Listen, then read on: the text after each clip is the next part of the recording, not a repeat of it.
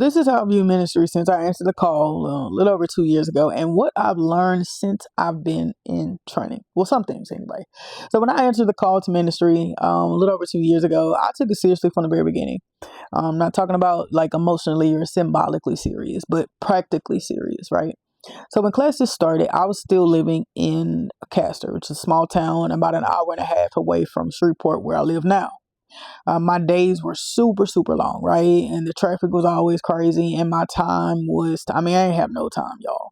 Most Mondays, which were class days, I didn't make it home in time, right? So I would pull over on the side of the road just to log into class to be on time. I remember sitting there in my phone with my phone in my car with my phone in the holder, exhausted but still present. I didn't complain. I didn't make excuses. I just showed up. Not to mention, I was building my own LLC the entire time this was all happening. I was building my whole business that whole time. Everything I was asked to do, I did it. I said yes to. It wasn't not an obligation either. It wasn't to be seen. I genuinely wanted to do it. I wanted to learn. I wanted to be formed. I wanted to be ready. I've never cared about a title. I care what ministry means. And to me, ministry means consecration. It means my life isn't casual anymore. I don't get to say everything that comes to my head just because it's true. I don't get to react when something hits a nerve. I have to respond. It means I can't live shallow and still say I'm called. Staying surface level is not an option for me.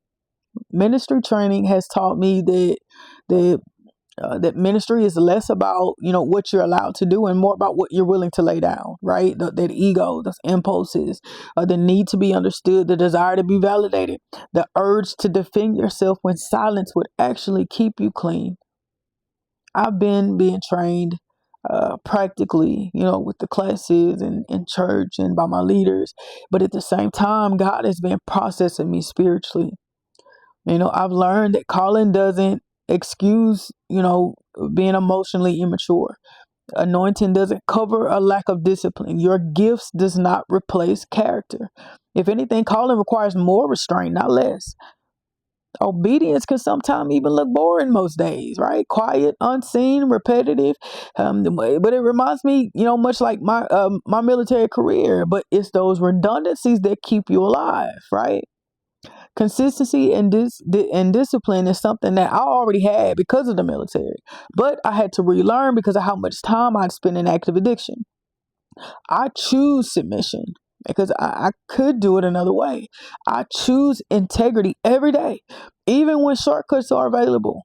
Ministry made me more aware, right? It didn't make me eager to lead though, but it did make me careful about how I carry people.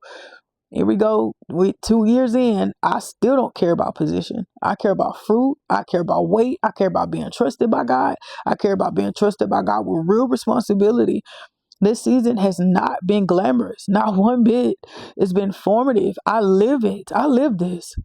With all of the discomfort, the ups and downs, the delusionment, the disillusionment, the clarity, the stretching, the process and the restraint and protecting the heart of God that I carry, I will still choose God every time.